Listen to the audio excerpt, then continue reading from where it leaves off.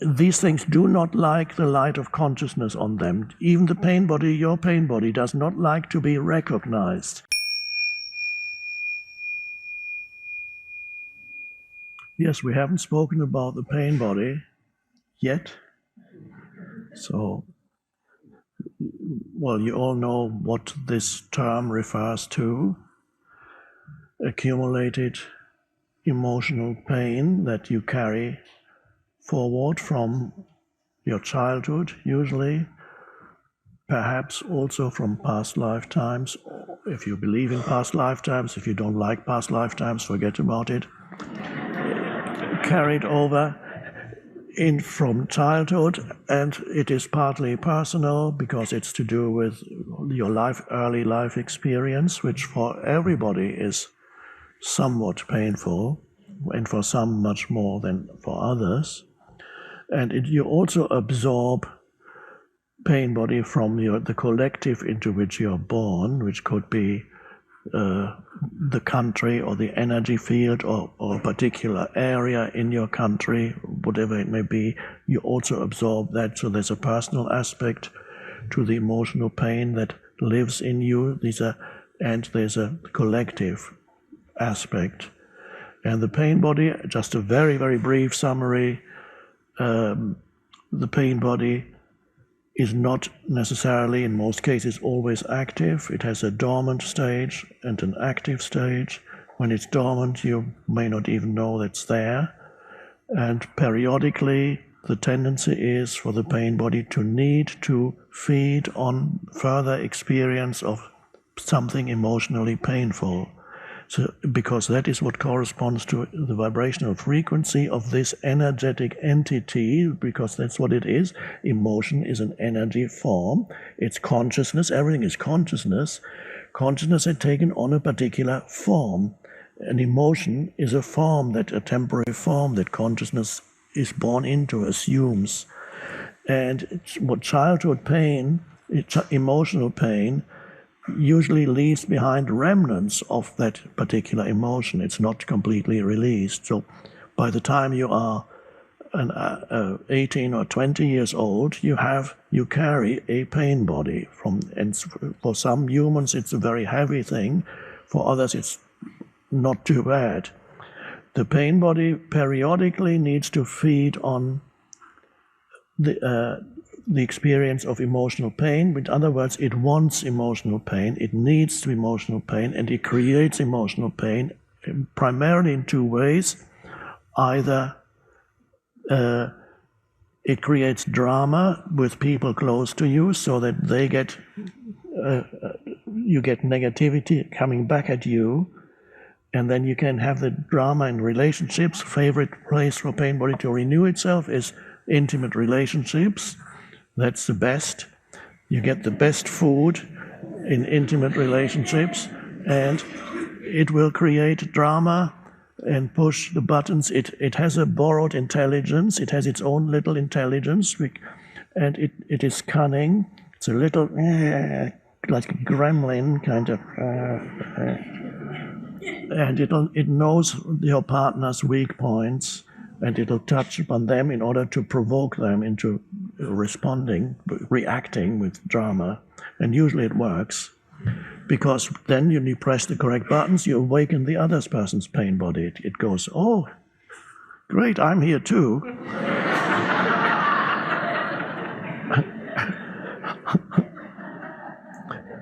And so at that moment, you don't want to let go of it. If your therapist at that moment rang you and said, do you want to be in this drama, or do you want to be free? You would get very angry, because you wouldn't be talking, the pain body would be talking through you, and you'd be saying, get away from me, this is not about pain bodies, this is serious stuff, I don't want to hear what you have to say. Leave me alone with that nonsense, pain body. The pain body does not like to be recognized, because that means the light of consciousness is shining on it. Now, what do you do if you don't have an intimate relationship? That gets a bit more difficult. How can you renew? Oh, the pain body says, that's okay, I have the perfect solution. When I need to feed, I will rise up into your mind and I will control your thinking. And every thought will be a negative thought about yourself, about other people, about life in general, or about politics, some deeply negative thought, and then it becomes, the thought is not just one thought, it's addictive thinking, addicted to negative thinking. How my life is so awful, or this person is so awful, or this is absolutely, whether it's predominantly anger, predominantly self-pity, or whining, or shouting, whatever it is, you are trapped in a cycle of negative thinking, continuously feeds, because thought is energy too. Everything is thought. Again, is a form, that every thought is a form that consciousness has taken, temporary form. It's a little entity, every thought. And that gives energy. The pain body gobbles it up. It loves your negative thinking, because the more negative thinking, the stronger it gets again. But after a while, it's had enough. It's like a big meal, then you can't eat anymore. And then suddenly it goes back to sleep and you feel, oh, what was all that about? And sometimes if it's in a relationship, you make up. So then suddenly everything is fine again, and it's like you both wake up out of some kind of weird nightmare. But the strange thing is, this weird nightmare happens every 2 weeks, or 3, or every once a week, who knows? Maybe once a month, or every 3 months. It varies a lot. But it comes again and again. And until you begin to recognize it for what it is, then the awareness comes in. Once you recognize it, it can no longer, first of all, it can no longer use your mind to renew itself, because you recognize it directly. So there it is, I can feel the emotional pain. And then you may be able not to be totally controlled by it when it tries to create new drama in the relationship again, or your partner, it arises in your partner, and you can clearly see that some dark energy comes into him or her, and suddenly it's a bad. If you see it for the first time after getting married, you start living together, and then for the first time you see in your partner the pain body. For many people, that is the first time when they question whether they've chosen the right person. Wow. Now, another strange thing about the pain body, it is a vibrational entity. It can sometimes attract, because there are entities floating around in this universe that we cannot see. There's a vast amount of things that we cannot see. Our senses are very limited. So there are entities whose vibrational frequency corresponds to the frequency of the pain body. A bit like what you can see, it's like in the reality that you can see with your senses. It could be compared to perhaps vermin, as we call it, rats, a rat infestation in your house, or cockroaches. So there are psychic correspondent, a bit like cockroaches or rats in the unseen realms, that can sometimes be attracted by strong pain bodies. And when that happens, the pain body gets, so they cling to your pain body, almost merge with it, and then the pain body can be incredibly heavy and become really dangerous. And usually it happens to people who are either very, very unconscious, or people who are addicted to drugs, which lowers very much your consciousness, or alcoholics, lowers very much your consciousness, or have some deficiency in their mind. So it happens to them that their pain body attracts other entities to them, and then they could perpetrate the most dreadful crimes.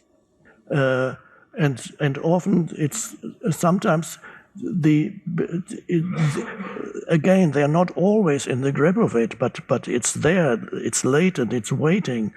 And sometimes people who know these people, they say, how could he have done this? I know him, he's a nice guy. How could he have killed and dismembered 6 people? What? He was such a nice person. I was at school with him. What they didn't see was his pain body, and when his wife might have seen it. I don't know if she's still alive, but so it is possible that some entities cling to your pain body, and as you bring more consciousness to it, which simply means to be aware of it, then whether or not your pain body, whether there are other entities that have come, then it might be not as bad as those entities that lead somebody to commit dreadful crimes, but little things, little bugs, unseen bugs can come in. And it is quite possible in your case, now we finally come to your question,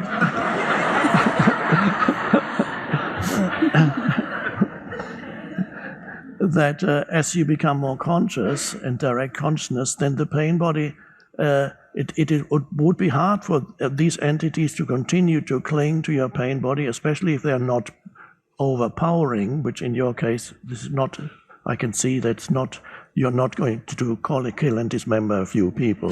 So these are not overpowering entities. They are little things that cling to your pain body, but if left unattended, it could get worse. But it's because you're growing in awareness, I believe that's the explanation, but I don't know if that is the explanation, but it seems to me that it is, that these things do not like the light of consciousness on them. Even the pain body, your pain body, does not like to be recognized, because it knows when you identify it and you can feel it, you put your attention on it, it doesn't like your attention, because it then cannot use your mind anymore.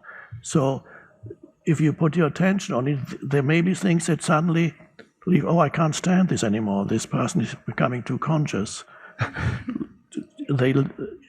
Things leave, the pain body becomes lighter.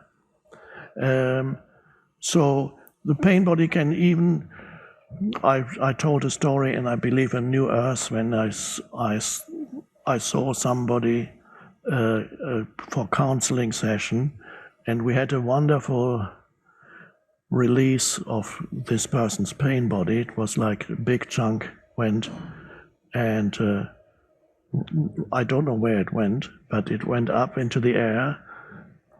There are similar stories in the Gospels too. It's not called pain body in the Gospels, of course. There it sounds more ominous. He was carrying an evil spirit.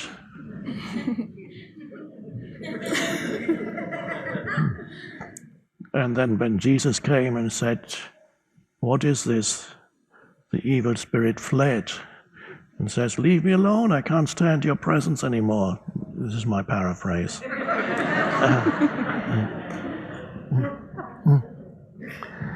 So the pain body transmutation then happens, because pain body is energy, is trapped energy, that by focusing on it, the energy becomes freed. And I compare it to you could say the flame of awareness or the flame of consciousness. This energy becomes then part of your presence. It's transmuted into presence. It assumes a higher frequency. It's consciousness too, and it becomes presence. It's a bit like, you could say, if you have a piece of ice, and the ice is very hard, and you could kill somebody with a piece of ice, but when it gets transmuted, it becomes soft and fluid. And when it gets transmuted even more, it becomes vapor. You can't even see it anymore. And that's a bit like consciousness manifesting in different forms. For so-called inanimate matter would be a consciousness that is totally asleep, or almost totally asleep. And then gradually you have different degrees of awakening of consciousness in different life forms, plant life, animal life, human life, and then awakened human life. So all you need to continue to do is to be aware of it, especially when it arises. be aware of it when it's there in relationship. Does it use your mind still? Be very alert so that the emotion does not rise up into your mind and you start thinking negative thoughts. When this happens, immediately know what's happening. When you love your negativity, then you don't really love it, but your pain body loves it. So it's a wonderful, pain body is a great teaching, and it's a great thing it's often people with heavier pain bodies that have a more powerful incentive to awaken spiritually than people with a relatively mild pain body. However, one cannot generalize too much, but there's a tendency for people. It's like you're in a nightmare. If you're in a nightmare, your motivation to awaken is greater than if you're in a relatively pleasant dream. It's not that great, but it's okay. But if you're facing a monster, then you really want to awaken.